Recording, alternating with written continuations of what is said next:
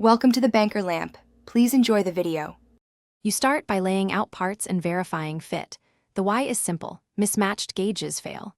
Once done, open the selected jump ring by twisting sideways, not pulling apart, to preserve strength.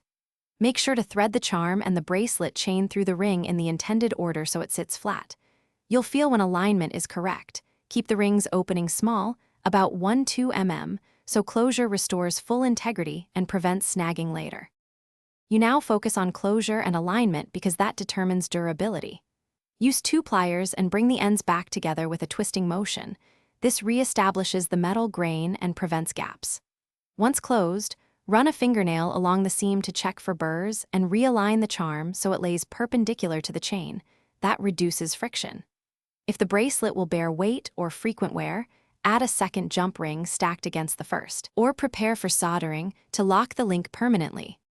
You finish by inspecting and testing the link to prevent future failure. Slowly flex the closed ring and gently file any sharp edges. The why is that small gaps cut threads and skin. Once done, perform a cycle test. Open and close the bracelet clasp and slide the charm 50 to 100 times to ensure nothing shifts.